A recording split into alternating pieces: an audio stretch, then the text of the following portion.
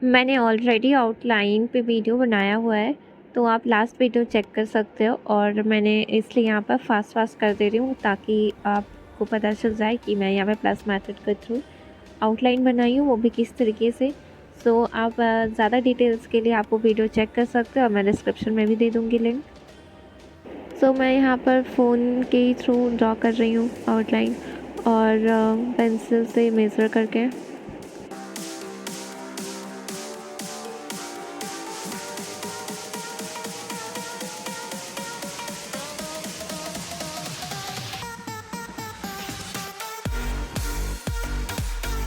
अब मैं यहाँ पर चारकोल स्टिक का यूज़ कर रही हूँ ताकि मैं लार्ज एरिया को जल्दी से कवर कर सकूँ और डार्क रिज़ल्ट मिले मुझे।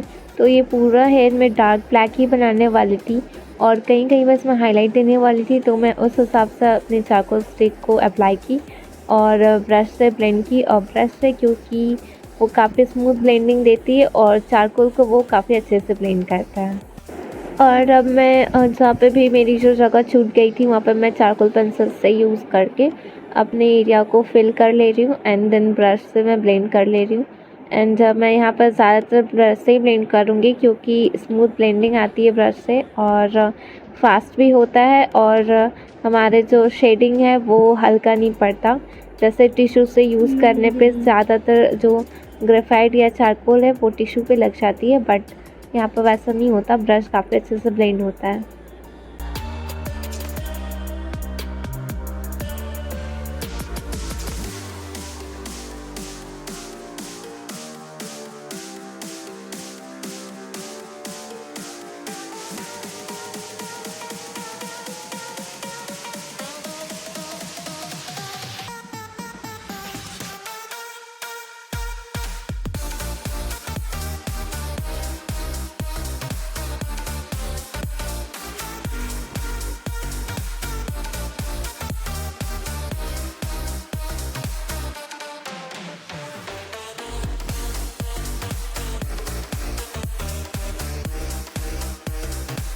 और मैं यहाँ पर मैकेनिकल इरेज़र का यूज़ कर रही हूँ हाइलाइट्स के लिए और सिर्फ इसी से काफ़ी अच्छे से हाईलाइट हो जाती है। हमें इसके लिए नीडेड इरेज़र और बाकी इक्विपमेंट्स की ज़रूरत नहीं पड़ती क्योंकि मैकेनिकल इरेज़र से हम काफ़ी सारे शेड्स पा सकते हैं, लाइक पतली भी और मोटी भी। क्योंकि इससे पेंसिल के कोन में मैंने शार्प कर लिया तो हम पतले भी शेड पा लेते हैं और मोटी भी, तो ये काफ़ी अच्छे से हाईलाइट देता है और इनफैक्ट हेयर की तो काफ़ी अच्छे से। फिर मैं पेंसिल्स का यूज़ करके, इनफैक्ट यहाँ पे मैं जैसे चारकोल पेंसिल पैसे यूज़ की हुई थी, तो मैं यहाँ पे फिर से चारकोल पेंसिल के थ्रू मैं यहाँ पे स्ट्रोक्स ड्रॉ कर लूँगी हेयर की after giving highlight with mechanical eraser. बात करें अब आईब्रो की, तो मैंने यहाँ पर ब्रूस्टर की ग्रेफाइट पेंसिल के थ्रू आईब्रोज़ को ड्रॉ किया है। तो सबसे पहले मैंने अपने डर्टी पेपर स्टम्प के थ्रू उस एरिया को डर्ट कर ली हूँ लाइटली, ओके। एंड देन मैं यहाँ पर ब्रूस्टर की ग्रेफाइट पेंसिल 5B की लेकर के उसमें स्ट्रोक की हूँ हेयर की, वो भी आईब्रोज़ की। एंड मैं यहाँ पर जो फॉरहेड जो शेडिंग कर रही हूँ वो मैं फ़िलहाल तो ब्रूस्टर की पेंसिल का यूज़ कर रही हूँ, बट क्योंकि मैं आपको डिफरेंस बताना चाहती हूँ कि लाइक आर्ट लाइन के मैं एचबी पेंसिल का जब मैं शेडिंग करती हूँ तो काफ़ी स्मूथ टेक्सचर मिलता है, बट वहाँ पर अगर मैं ब्रूस्टर की एचबी पेंसिल का यूज़ करती हूँ शेडिंग के लिए तो काफ़ी स्मूथनेस नहीं मिलती है जो मुझे आर्ट लाइन में मिलती है। और मैंने यहाँ पे ब्रश से भी 2-3 बार ब्लेंड किया है, बट वो मुझे स्मूथनेस नहीं मिली है और मैं चीक्स में आर्ट लाइन की पेंसिल का यूज़ करूँगी, so you will see the difference. अब बात करें आईज़ की, तो मैं यहाँ पर चारकोल पेंसिल का ही यूज़ कर रही हूँ क्योंकि पूरे पिक्चर में आईज़ सबसे ज़्यादा डार्क है, तो इसलिए यहाँ पर मैं चारकोल पेंसिल का यूज़ कर रही हूँ और उसके आई लिड और आई बॉल और फिर वाटर लाइन में भी, और मैं थोड़े से हाइलाइट्स दे देती हूँ।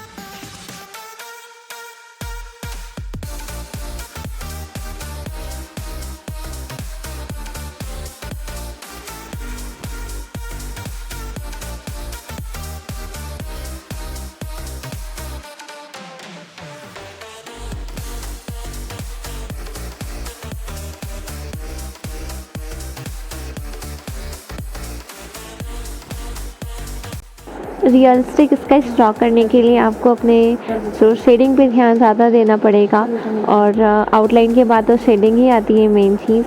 तो अगर जब तक आप शेडिंग पे ध्यान नहीं दोगे तब तक आपका स्केचेस रियलिस्टिक नहीं बनेंगी। तो यहाँ पर मैं जो भी कहीं कहीं मैं डार्क कर रही हूँ, कहीं लाइट कर रही हूँ, और कहीं पे रिंकल्स ड्रॉ करना, क्योंकि तभी हमारी जो स्केचेस है वो रियलिस्टिक दिखेंगी, वरना नहीं दिखेंगी। तो आपको पेपर पिक्चर को सबसे पहले एब्जॉर्ब करना होगा, और फिर देखना होगा कि कहाँ पे कौन सी शेडिंग आपको करनी है, कहाँ पे रिंकल्स किस हिसाब से बने हुए हैं, उस हिसाब से आपको ड्रॉ करनी है, और वैसे ही ग्रेड के पेंसिल्स आपको यूज़ करनी है। सो बेसिकली मैं इस चीक में ब्रूस्टर की ग्रेफाइट पेंसिल का यूज़ की हूँ, बट मैं नेक्स्ट चीक में ज़रूर ही आउटलाइन के पेंसिल का यूज़ करूँगी ताकि आपको डिफरेंस दिखे। और मैं यहाँ पर कितनी बार ब्लेंड कर चुकी हूँ, एक बार फिंगर में, एक बार पेपर स्टम्प से, फिर टिश्यू से, बट यहाँ पर मुझे वो स्मूथनेस नहीं दिख रही जो मुझे चाहिए, और आपको भी थोड़ा रफनेस दिख रहा होगा। और मैं ब्रशेस से भी बहुत बार ब्लेंड कर चुकी हूँ, और फिंगर से भी, बट वो मुझे स्मूथनेस नहीं मिला है। एंड मैं जब आउटलाइन के पेन से यूज़ करूँगी, और दोनों ही HB है, ठीक है। अभी जो मैं यूज़ कर रही हूँ वो भी HB है, और जो मैं उस साइड जो यूज़ करूँगी वो भी HB रहेगा। और आप डिफरेंस देखोगे तो आपको पता चलेगा कि कौन सी ब्लेंडिंग के लिए, स्किन टेक्सचर के लिए अच्छा है। तो दूसरों में काफ़ी डार्कनेस है, क्योंकि उसकी प्राइस भी ज़्यादा है, तो वो ऑब्वियसली डार्क तो रहेगा ही। उसकी ग्रेफाइट को यूज़ करने में अच्छा लगता है, बट जहाँ तक बात करें, अगर हमें स्मूथ शेडिंग चाहिए होती है तो वो ब्रूस्टर नहीं दे पाता है जितना कि आउटलाइन देती है।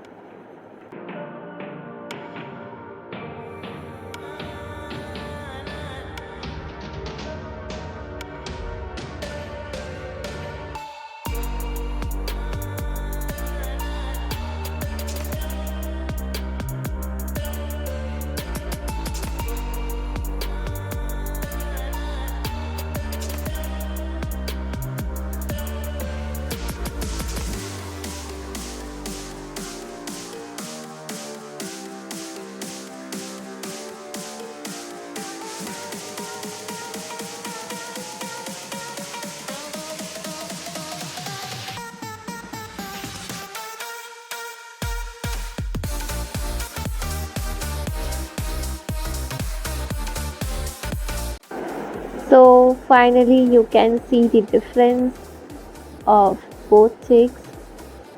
One is Brustro's graphite pencil and one is Artline graphite pencil.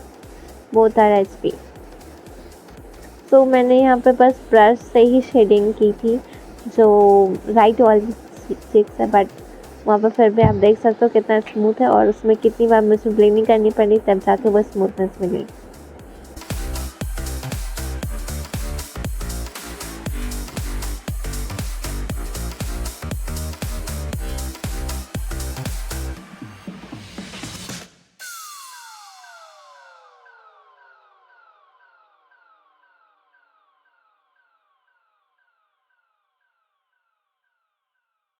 तो अब बात करते हैं लिप की। तो मैं लिप में भी शेडिंग करने के लिए आउटलाइन की पेंसिल का इस्तेमाल की हूँ, और क्योंकि मुझे थोड़ी सी स्मूथनेस चाहिए थी, और मैं उसे ब्रश से ब्लेंड की, और मुझे उसकी जो लिप की लाइंस होती है उससे मैं ड्रॉ करने के लिए ब्रूस्टर की पेंसिल यूज़ कर रही हूँ, क्योंकि मैंने पहले ही बताया कि ब्रूस्टर की पेंसिल ज़्यादा डार्क है आउटलाइन से, तो मैं इसलिए ब्रूस्टर की ग्रेफाइट पेंसिल्स का यूज़ करती हूँ डार्क एरियाज़ के लिए। और मुझे जब ज़्यादा ही डार्क चाहिए होती है तो मैं यहाँ पर चारकोल की पेंसिल का इस्तेमाल करती हूँ। तो मैं यहाँ पर थोड़े से रिंकल्स को हाईलाइट कर रही हूँ जो स्माइल के कारण आ जाती है, तो इसलिए मैं जहाँ पर मुझे डार्क चाहिए रिंकल्स वहाँ पे मैं ब्रूस्टर के पेंसिल का यूज़ कर रही हूँ, और जहाँ पर लाइट वहाँ पर मैं आउटलाइन के पेंसिल का इस्तेमाल कर रही हूँ। और वो भी मैं आउटलाइन के पेंसिल को काफ़ी अच्छे से शार्प कर ली हूँ ताकि मुझे शेडिंग करने में दिक्कत ना हो, और ईज़िली और फास्ट मैं कर सकूँ, क्योंकि मुझे टाइम वेस्ट करना पसंद नहीं।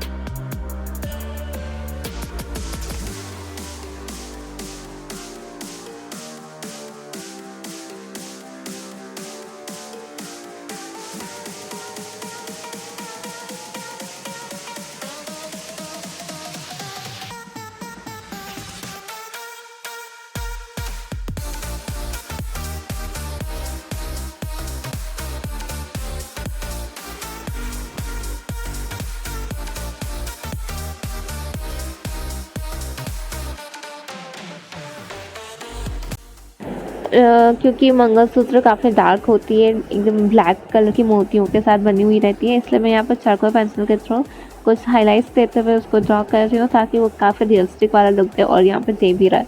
और मैं यहाँ पे अभी नेक में शेडो आई हुई है फेस की, तो मैं उसे ड्रॉ कर रही हूँ।